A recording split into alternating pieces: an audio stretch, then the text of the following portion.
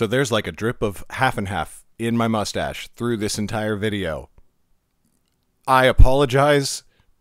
It annoys me so much more than it annoys you. Hello, Rebel, and welcome back to my life. Okay, so last week, I just went completely out of control. I made my, return to YouTube video a few weeks ago, and I said that I was going to do YouTube, and I was going to give myself an hour a week for it, writing the script, filming, editing, publishing, all within an hour, maybe give myself an hour and a half if I wanted to be gentle with myself. Last week, I worked on that video for 3.5 hours.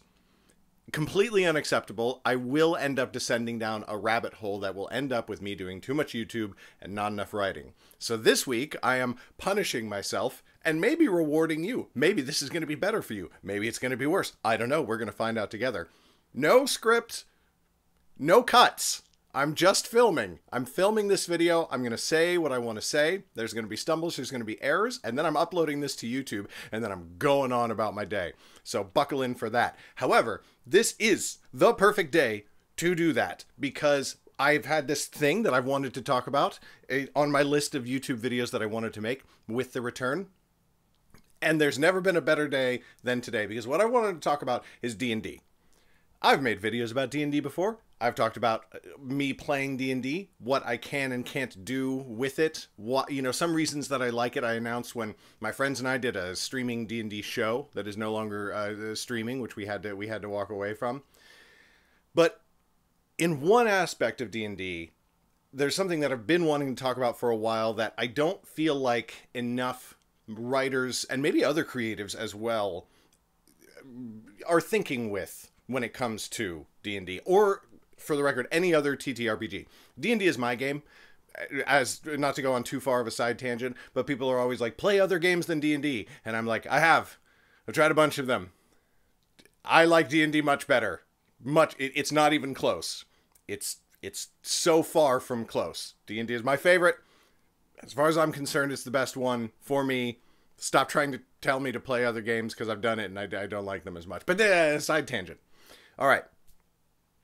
What I have come to realize is amazing and special about D&D, or any TTRPG, is it is a completely different storytelling exercise than most writing. Than almost all writing, right? It's different than screenwriting. It's definitely different than writing books. There's a lot of things that carry over and cross over. Obviously, a lot of the same skills apply. Good language, world building, creating plot lines, and satisfying narrative arcs is all stuff that applies very much to writing any screenplay or any novel, and also to creating a D&D campaign, for example. Excellent characterization is one of the most important things. And one thing a lot of people don't realize is that characterization is the player. The player has to do the characterization. I've had players who are like, I don't know what this character is. Make something up for them. And I'm like, okay, cool. Here's your backstory. And they take the backstory and they play for a little bit and they're like, I don't really feel like I'm connecting with the character. And I'm like, that's your job. Yeah, I can't do that for you. I can tell you where you came from. I can tell you possible like affiliations and stuff like that you might have. But characterization is not backstory. It's not creating the character. It's what does the character do, right? So characterization, another thing very applicable to all TTRPGs and also applicable to all writing. Much more on the player side than on the Dungeon Master side, but D&D for me fulfills a need that I didn't realize I needed as badly as I needed it. Now for context, okay? I probably play too much D&D. If I'm being honest with myself and with you, I probably play too much D&D. I DM a game every Thursday night. I play in a game every Saturday night. All of this is, of course, unless scheduling conflicts come up and people have to, do work stuff or real life or family stuff. But that happens very rarely. I haven't missed a Thursday game in over a year. We have on occasion rescheduled to a Tuesday or a Wednesday instead, but I haven't not played D&D, once a week with the Thursday crew in over a year. Saturday is a little more often, but not that often. It's less than 1 week out of every month, right?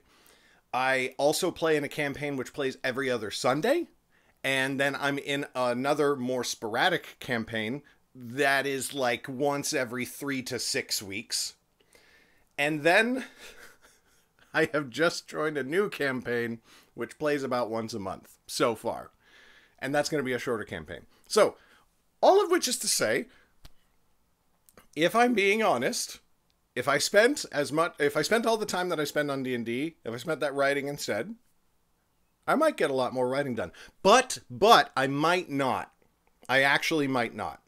For one thing, D&D absolutely fuels my writing. That storytelling, as I said, fulfills a very different storytelling need than my writing does. And I come away from D&D more ready to write, and I come away from writing more ready to play D&D. They feed each other, okay?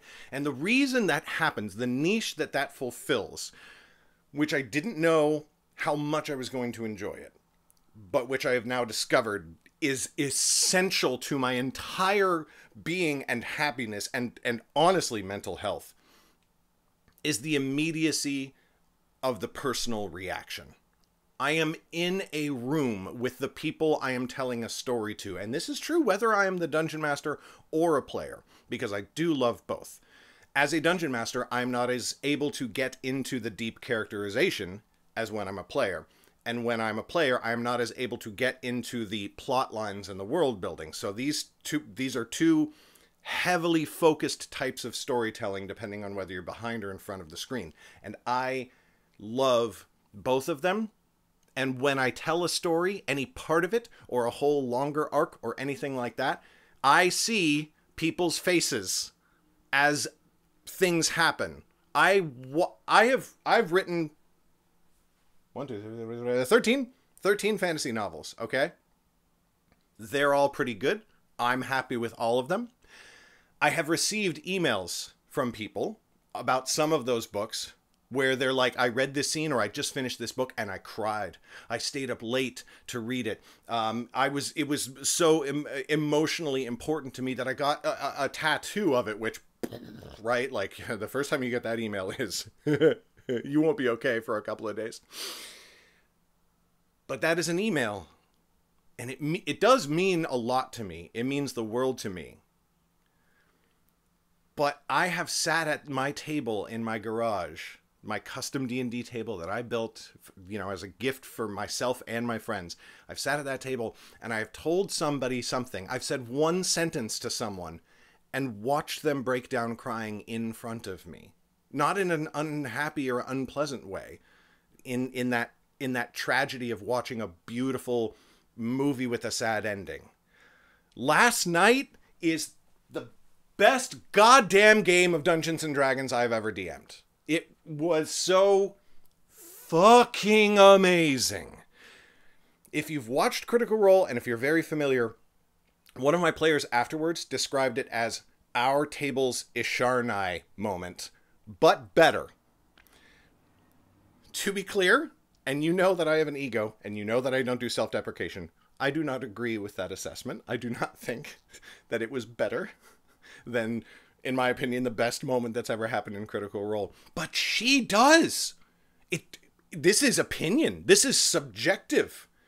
And it was better for her to go through that experience than it was for her to watch the most amazing players and dungeon master you've ever seen roleplay it on a screen.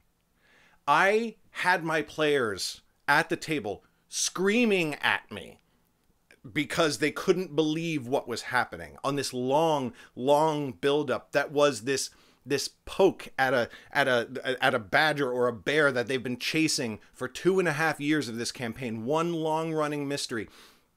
And they were 5 seconds away from getting the answer that they've been looking for, and I snatched it away from them in the most heart-rending way possible, and they were screaming at me in what could easily be mistaken for anger. And then as soon as the game was over, they all told me that was one of the coolest things that they've ever seen in D&D. And that is what is freaking amazing. And you can't get that from writing a book. You can get so many other cool experiences, right? The thing about writing, whether you're writing books, screenplays, whatever it is, if you're putting it out there and it's getting to other people, you are reaching wider It is wide. You are touching more people and affecting more people with your story. But there is something about getting so deep into your storytelling with a specific person or a small group of people that you can craft your story especially for them. This is for you, you say as you break their heart. I understand you. I see you. And I know what it's like inside your mind. Otherwise, I couldn't do this to you. It's a tricky dynamic to work with, right? Obviously, that can go very, very badly. And that is the other tricky thing about D&D. That is the trade-off, right? If one person jumps in my reviews on Amazon and is like, your story sucks and you can't tell good stories and none of this makes sense because trans people exist. It's very easy for me to be like, I do not care about you, and your opinion means nothing to me and you are worthless. If one person at your D&D table is a piece of shit, that's a much bigger ratio. That's anywhere from 25 to 16% of your entire audience. So you have to, you have to treat that slightly differently. But point being, you can get so specific and curtailed. And also, you aren't doing all of the heavy lifting. Everyone is working together. If you've got a good group, if you've got a good table, everyone is working together to put the whole experience together and make it that much better. And you are all playing off of each other, and it is happening in the same room where, yes, and I am saying this, in the year of our COVID 2022, you are breathing each other's air and seeing each other's micro expressions. And there is something about that a book cannot replace for me. And it is possible that that is something that a book cannot replace for you. I know that this is not an experience that everybody gets to have. I know that not everyone can put together a game. It's easier than you think, but still, I know that it is not the easiest thing to do, but see, my camera automatically stops recording after 10 minutes, so there is one cut in here. You're welcome. Once again, I would like to encourage you. If you've never tried D&D before and you think that it sounds like it might be good, try to give it a shot, and don't just give it one, give it a few. Play with a few different people, try a few different ways of playing it, watch some shows to, see if there's something that you can learn about how to run an awesome table, because if you can get the right group together around the right table, and if everything lines up just well enough, you might not have realized what you as a creative person, a writer of any stripe, were missing. And that is all I've got for you today, Rebel. As always, if you want to help continue, if you want to help me continue making these videos, no edits, I've got a Patreon. It's a link in my description down below. I would greatly appreciate any support that you can toss my way.